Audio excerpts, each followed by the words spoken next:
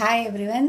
మా ఆయన ఇన్స్టాలో ఫుడ్ వీడియోస్ ఎక్కువగా చూస్తూ ఉంటాడు. సో ఈరోజు ఆయనకి ఏదో కొత్తగా రాజమండ్రి కోడి పకోడీ కనిపించిందంట.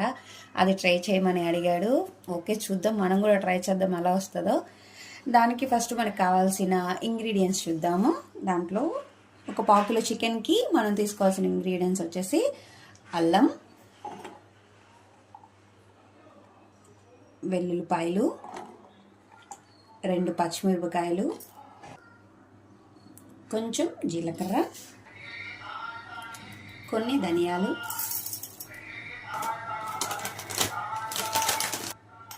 టేస్ట్ కోసం కొంచెం కస్తూరి మేతి, కారం, సాల్ట్, కొంచెం గరం మసాలా, కొంచెం ఆయిల్. దీన్ని మెత్తగా పేస్ట్ చేసుకోవాలి. ఇలా పేస్ట్ చేసుకున్న తర్వాత మనం చికెన్లో కలుపుకోవాలి. మొత్తం ఇలా చికెన్ తీసుకొని ఒక బౌల్లోకి ఇలా బోన్లెస్ చికెన్ తీసుకోవాలి. బోన్స్ ఉంటే పెద్దగా బాగోదు, ఓన్లీ బోన్లెస్ చికెన్ తీసుకోండి.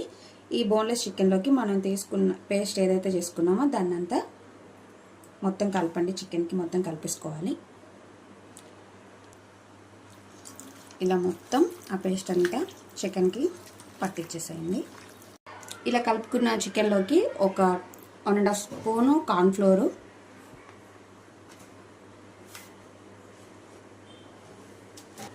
ఒక 1.5 స్పూను బియ్యపిండి తీసుకోండి. బియ్యపిండి ఎందుకు తీసుకుంటామంటే మొత్తం కార్న్ఫ్లోర్ వేస్తే మనకి చికెన్ అనేది అంత క్రిస్పీగా రాదు. సో దానికోసం, క్రిస్పీనెస్ కోసం మనం బియ్యపిండి యాడ్ చేసుకుంటే క్రిస్పీగా ఉంటుంది చికెన్. దీన్ని మొత్తం ఇలా మొత్తం మిక్స్ చేసేయండి. ఇలా కలుపుకున్న తర్వాత ఇందులోకి కొంచెం నిమ్మకాయ పిండుకోండి.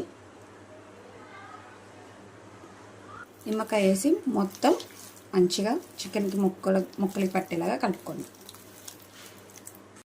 ఇలా ఒక పొయ్యి మీద కడాయి పెట్టుకొని అందులో చికెన్కి తగ్గ ఆయిల్ పోసుకొని, ఆయిల్ హీట్ అయిన తర్వాత మాత్రమే చికెన్ అందులో వేయాలి. ఇలా ఆయిల్ హీట్ ఎక్కిన తర్వాత అందులో మనం కలిపి పెట్టుకునే చికెన్ అంతా వేసేసుకోవాలి.